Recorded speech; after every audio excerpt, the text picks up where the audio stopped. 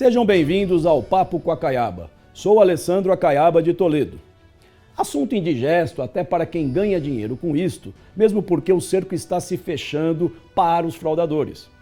Mas chamo mesmo a atenção para o consumidor de bem, ou empresa de boa-fé, ou seja, aqueles que pagam o seu plano de saúde e o da sua família com apertado orçamento. E talvez não consigam notar o tamanho do prejuízo que o fraudador está lhe causando. As fraudes nos planos de saúde têm sido destaque recorrente nos principais meios de comunicação e não é por acaso.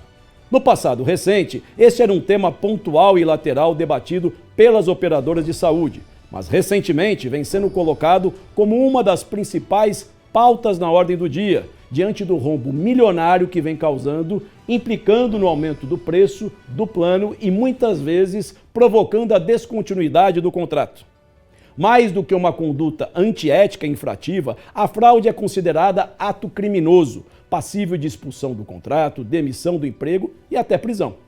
A cada dia surgem novas modalidades de fraude, mais sofisticadas e destemidas, mas já é possível categorizar seus diversos tipos e conhecer as estratégias ardilosas e ousadas dos envolvidos, que passaram a ser monitoradas pelo mercado e combatidas com mais vigor. As operadoras de saúde estão adotando um conjunto de medidas, mecanismos de controle e processos inovadores para o enfrentamento dessa prática criminosa, que no final da linha afeta o bolso de quem paga a conta. Muitas empresas que disponibilizam um plano de saúde aos seus empregados estão mais atentas e também passando a identificar os fraudadores, demitindo-os por justa causa. O conjunto de normas vigentes e os contratos prevêem as penalidades ao beneficiário fraudador. Mas isto é o suficiente? Nesta série sobre fraudes em planos de saúde, vamos mergulhar no assunto, entender seus detalhes, tipos e peculiaridades, avaliar o que isto representa para o setor e especialmente para você, consumidor, além de conhecer as opiniões de quem atua na área, fiscaliza, julga e paga pelo serviço.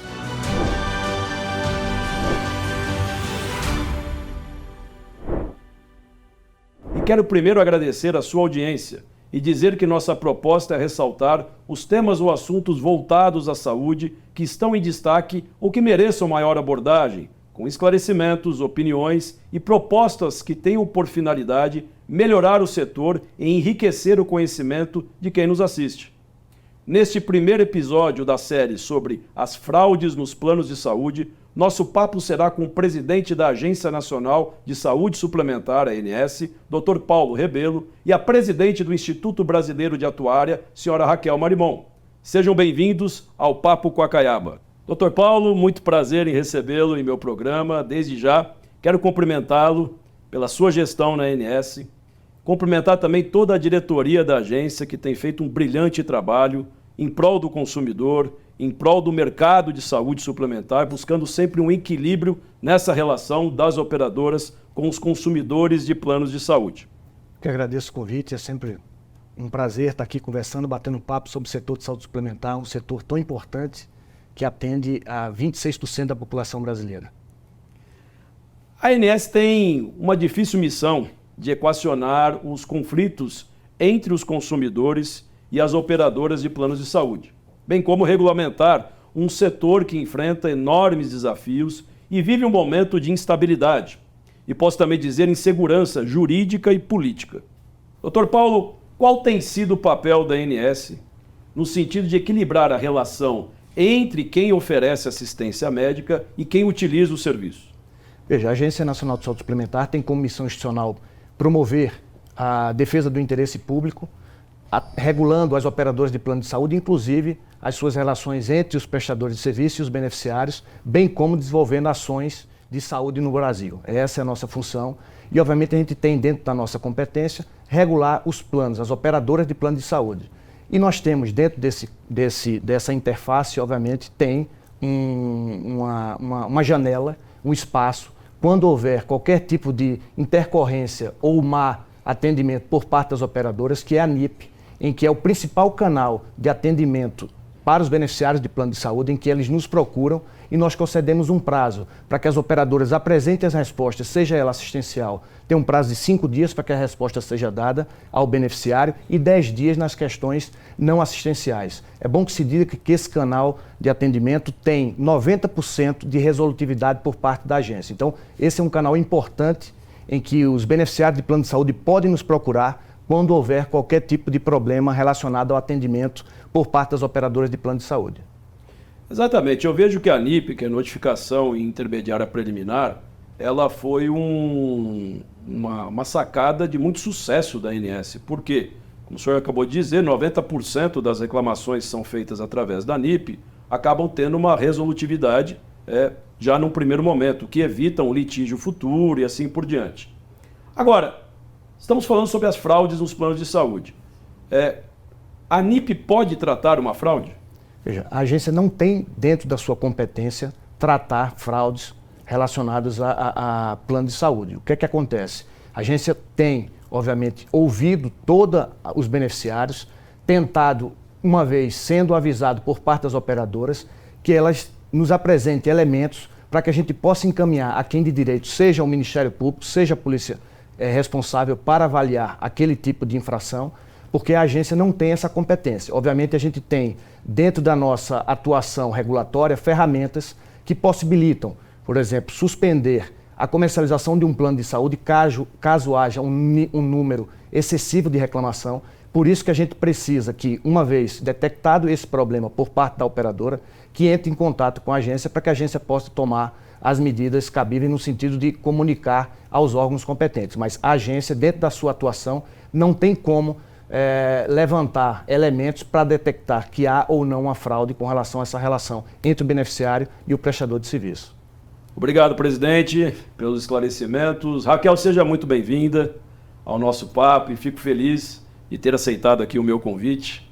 Sua presença aqui me traz certeza de que vamos entender melhor os tipos de fraudes nos planos de saúde e suas consequências, especialmente para o consumidor. Primeiro, conte-me a importância do atuário nos planos de saúde. Obrigada pela oportunidade. O IBA, que é o Instituto Brasileiro de Atuária, fica feliz de estar sendo ouvido aqui pela sua audiência. O atuário ele tem dois papéis bem determinados, bem definidos na regulamentação de saúde suplementar. Um relacionado a determinar o preço do plano de saúde. Então, sim, são os atuários que definem quanto vocês pagam pelos seus planos de saúde. E, claro, aí também acabam se envolvendo nas questões de determinar reajuste, entender toda essa complexidade. E no segundo pilar, que é a determinação das provisões, né, das garantias que uma operadora precisa manter ali para garantir que aquele plano de saúde vai ter os recursos suficientes para arcar com as responsabilidades, com o risco assumido quando ele assina um contrato, seja com uma pessoa física ou um contrato coletivo. Então, o atuário tem esse papel importante nesses dois pilares. E quando o assunto é fraude, como o atuário entra nessa discussão? Ele vai entrar em diferentes momentos e oportunidades. Hoje em dia, as operadoras elas têm áreas de analytics, de análise de dados, né, de inteligência de informação. E é muito comum o atuário estar dentro dessas áreas, ajudando a companhia a detectar onde há alguma anormalidade, alguma informação que sai do esperado, para que ela seja apurada, investigada e avaliada se há uma fraude. Então, hoje o atuário ele vai estar atuando nessa ponta. E também depois, quando uma fraude acontece, quando o plano de saúde tem que arcar com algo que não estava previsto naquela precificação que foi feita pelo atuário inicialmente, isso vai se refletir, seja no reajuste, seja na reprecificação desse produto para um novo ciclo de vendas, e nessas instâncias todas o atuário vai ter parte. É verdade, Paulo, que então toda vez que nós temos aí o cometimento de uma fraude, ela inevitavelmente acaba interferindo no final do dia no preço do plano de saúde, ainda mais aquele que já está contratado, porque de alguma forma ela volta como um reajuste. Existe alguma possibilidade em identificar a fraude disso ser retirado da discussão do reajuste? Como é que a agência verifica isso? Veja, todo e qualquer novo custo que é inserido dentro do setor de saúde suplementar, ele é repassado ao beneficiário. É uma analógica do mutualismo que nós temos, é assim que funciona, ou seja, temos um reajuste por ano que é realizado, ou seja, você faz o acompanhamento da frequência de utilização de um ano para o outro, e uma vez feito isso, é repassado para o beneficiário. Complementando o que o Paulo colocou, né, de fato, vai acontecer de o reajuste refletir o que aquela operadora sofreu de fraude naquele exercício. Mas quando num exercício subsequente, ela recupera, se isso acontece, dela recuperar esse valor que ela foi lesada pela fraude, isso também volta naquele contrato, naquele plano. Isso vai se refletir, vamos dizer assim, como um bônus no momento de definir o próximo reajuste. Então, o nosso desafio hoje é ter os meios e as ferramentas adequadas para, de fato, buscar esse ressarcimento. Muitas vezes, em especial quando a fraude decorre do beneficiário, né, ela nem sempre é possível de se obter o ressarcimento por parte da operadora por uma questão de limitação de recurso financeiro mesmo. Agora, como é que o consumidor, então, acompanha ou pode enxergar uma hipótese como essa? Essa é uma boa pergunta, essa é uma pergunta muito boa. Hoje, a transparência que a gente tem com relação ao reajuste dos planos de saúde e às despesas assistenciais dos beneficiários, ela vai se dar na área restrita do site, né? Então, todo site da operadora precisa ter uma área restrita de acesso que vai constar o histórico de despesa assistencial, seja da pessoa individual, no caso de um plano pessoa física, ou do contrato coletivo, no caso de uma contratação por uma empresa.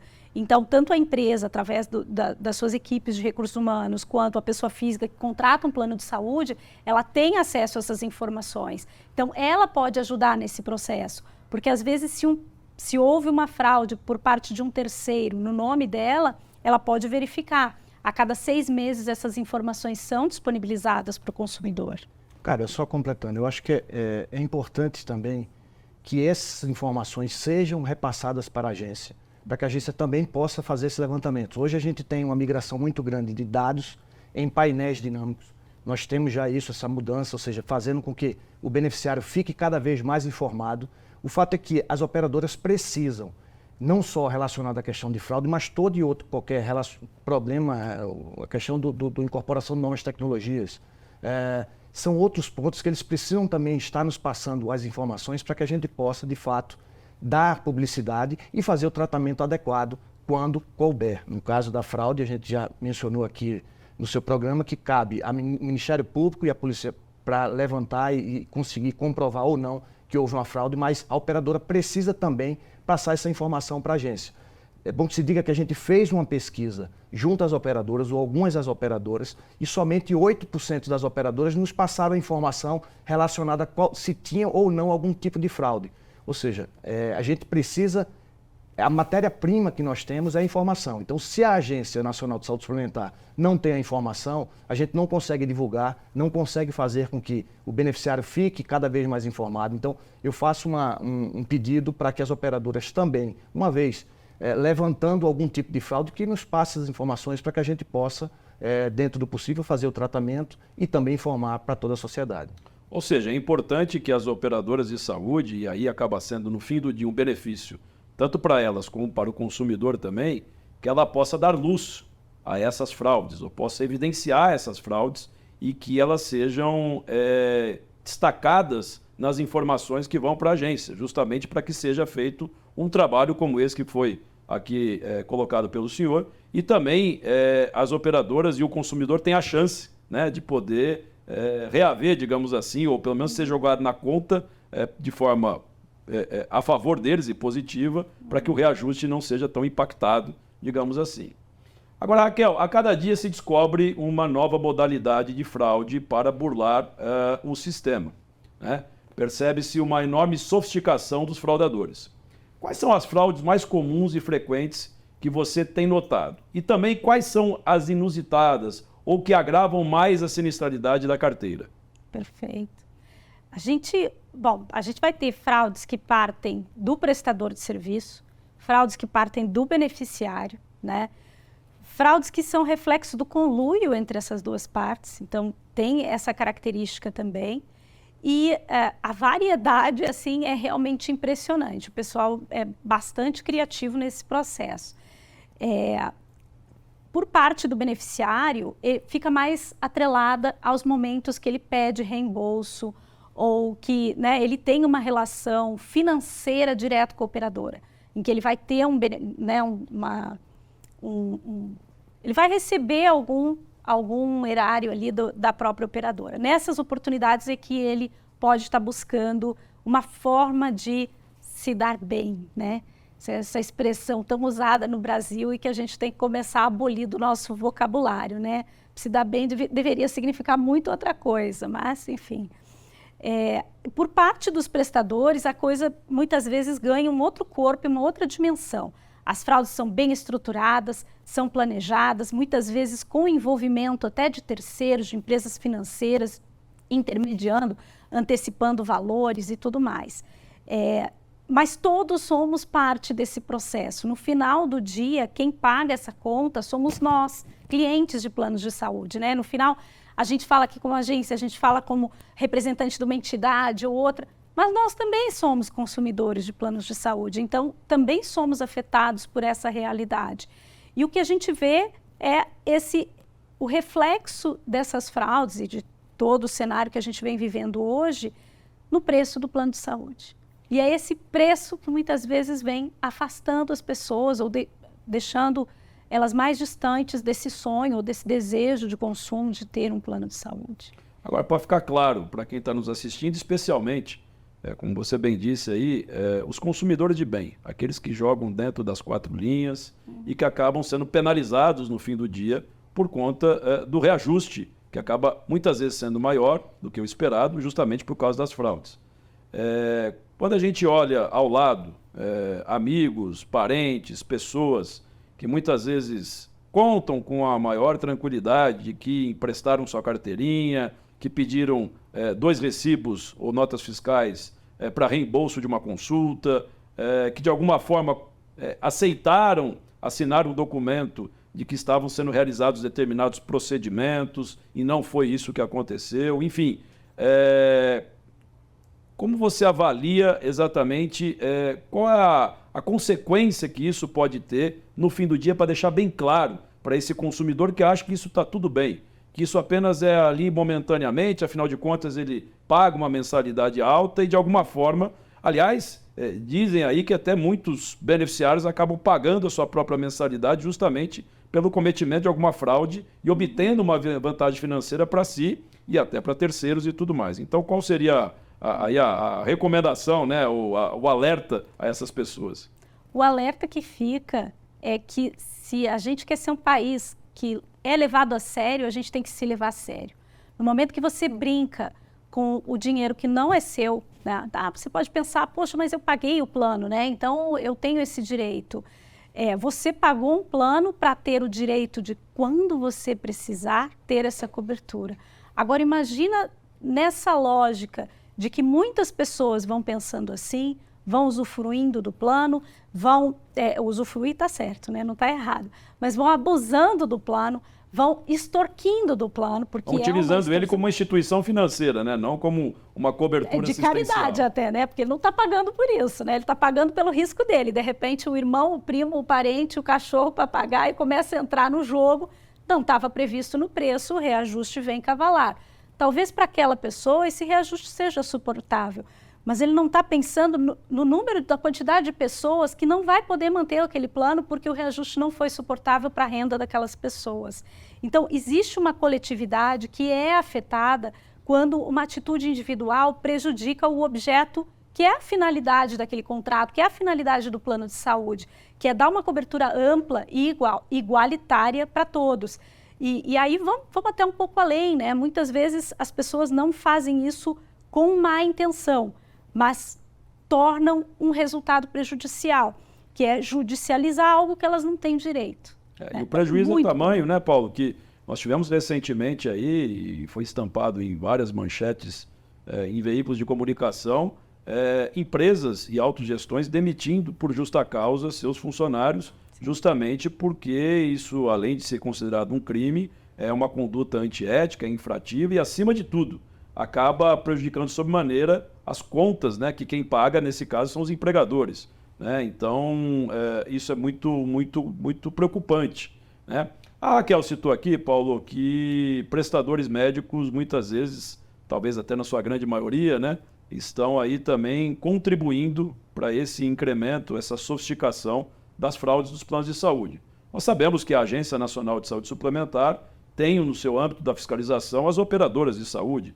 É certo que alguns até desejam que isso seja estendido a prestadores, o que o senhor já teve até uma entrevista, salvo engano, no Estadão, dizendo da impossibilidade de hoje em dia já, com a infraestrutura que a agência tem, com o seu contingente e tudo mais, já não está dando conta quase que do recado ali que lhe é de competência própria, quiçá milhares outros de prestadores médicos.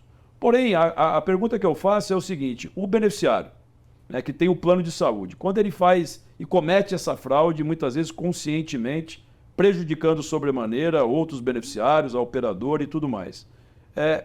Além quais são as possibilidades, né, da operadora poder punir esse beneficiário?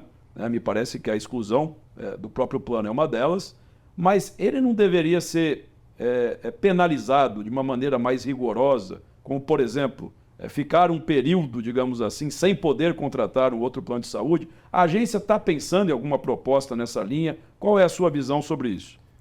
A gente tem uma limitação, a gente só regula ou só pode atuar em alguma área desde que haja um dispositivo legal que nos permita fazer determinada ação.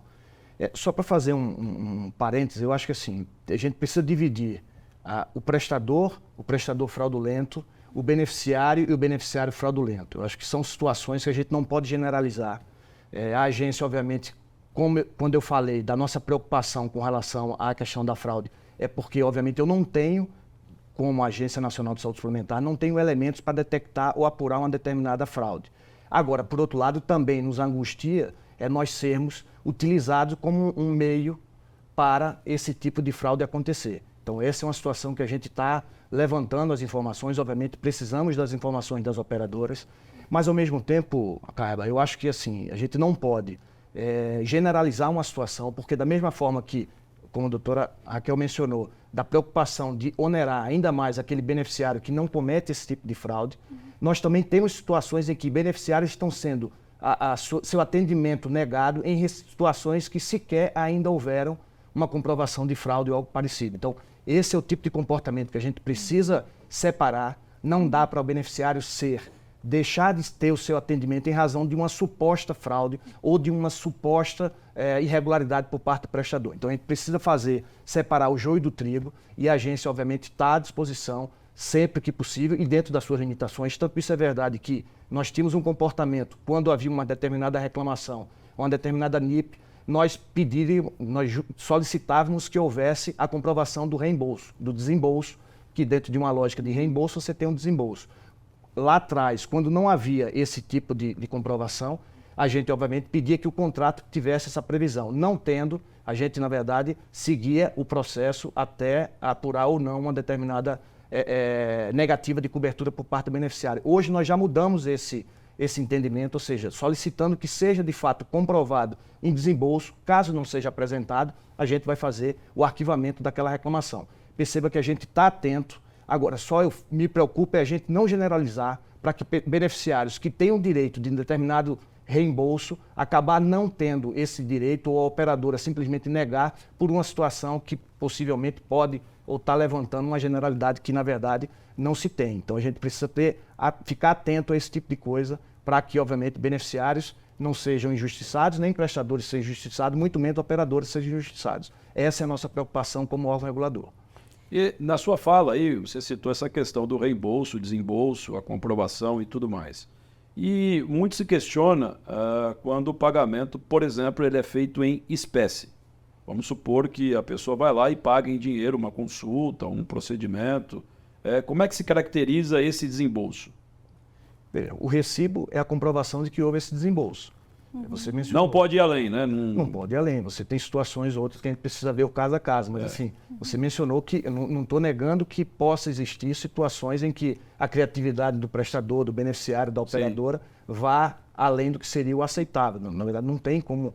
Mas são questões que a gente vai se deparar no dia a dia, ou seja, no caso a caso, para que a gente possa, de fato, eliminar esse tipo de situação que é inaceitável.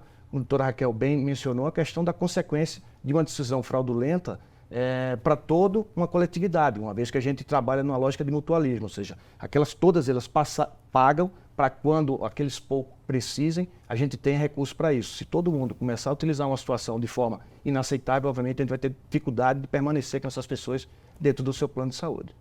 É verdade. Agora sim, as fraudes têm causado, de fato, um impacto financeiro muito negativo, milionário, nas operadoras e, por consequência, já falamos da questão que se desdobra no reajuste também muito ruim para o consumidor.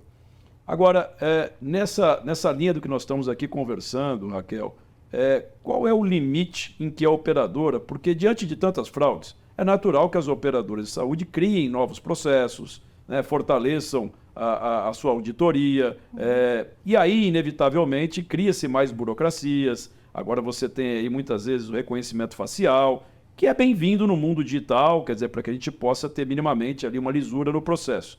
Mas de que forma é o limite entre a gente evitar uma fraude e, ao mesmo tempo, não inibir a utilização prevista no contrato, um direito do consumidor? A gente vê que as operadoras, essa não é uma pauta nova para as operadoras, né? Neste momento ela ganhou um pouco mais de visibilidade por conta da discussão ter chegado até a mídia. Mas, de fato, sempre foi uma questão. As operadoras sempre tiveram áreas inteiras de verificação de contas médicas, de auditoria médica.